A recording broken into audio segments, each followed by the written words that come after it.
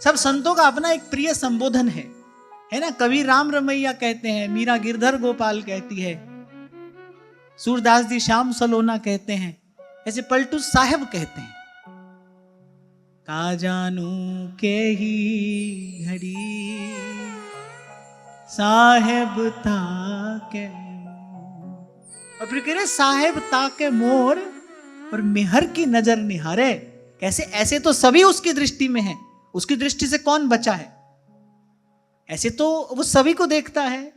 फिर कह रहे साहेब ताके मोर और मेहर की नजर निहारे और तुरंत पदम पद दे मेरे अवगुण न विचारे। और वहां तुलसी बाबा कहते हैं भाई भगवान जब कृपा करके देखते हैं, चित्तवत राम कृपा कर जब प्रभु कृपा करके देखते हैं, संत विशुद्ध मिलही परी तबही। वहां महाराज वाणी में कहते करे जाका कहिया दरगह चले। सोई बात यहां कह रहे हैं, बोले राई पर्वत करे पर्वत को राई और राम के घर के बीच फिरत है संत दुहाई। बोले घर राम का है पर आदेश वहां पर संत का चलता है। घर राम का है पर कार्य सब संत करते हैं। दरबार प्रभु का है पर प्रभु के दरबार में प्रवेश द्वार पर खड़े किसी भक्त की किसी संत की आज्ञा से ही प्राप्त होता है। तभी तो जो सयाना हो गया, सयाना माने जिसका विवेक जग गया, जिसको सार असार का ज्ञान हो गया, उसने सोचा भाई मन को एक जगह लगाना है। और वो एक जगह क्या है? हरि रीझे तो मुक्ति दे, हरिजन हरि ही दे। तभी मीरा जी ने कहा कि हाँ ठीक है, आपने बड़ा सुंदर मंदिर बनवा दिया, हाँ ठाकुर सेवा तो यहां खूब हो रही है, पर फिर भी मेरा मन व्याकुल है क्योंकि मुझे संतों का दर्शन नहीं होता। ये जो भक्ति की बेल है ना भाई, इसके फलने फूलने के लिए जो वातावरण चाहिए ना, उस वातावरण का नाम ही सत्संग है।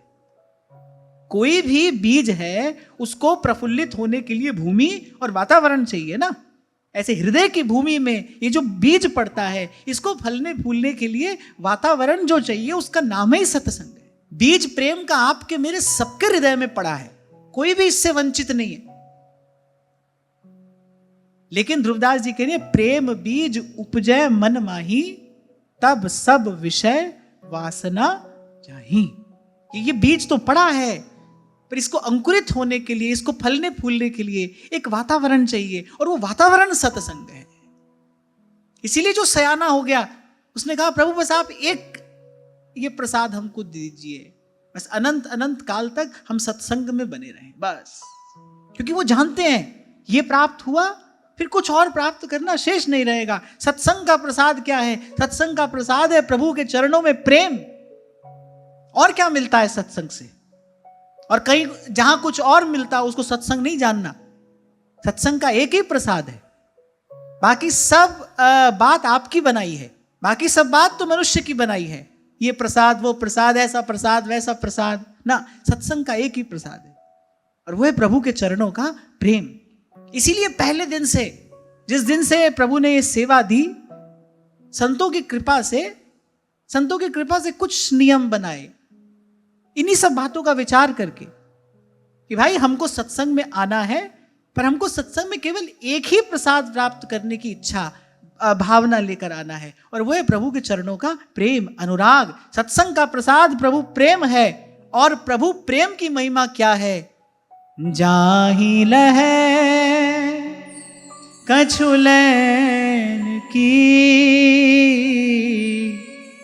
चाहना ही में हो,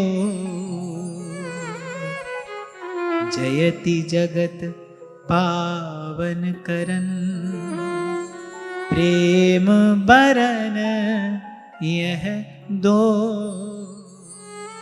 जाहि लहै कछु लैन की, चाह नहीं हमें होए।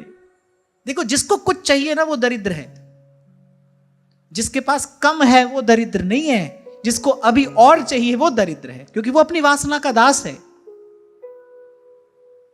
जहां के कोई चाह नहीं सोई शाहन को शाह। और ये स्थिति प्रभु का प्रेम प्राप्त किए बिना प्राप्त की नहीं जा सकती, और प्रभु का प्रेम बिना सत्संग के प्राप्त हो नहीं सकता। ये प्रसाद तो यही मिलता है।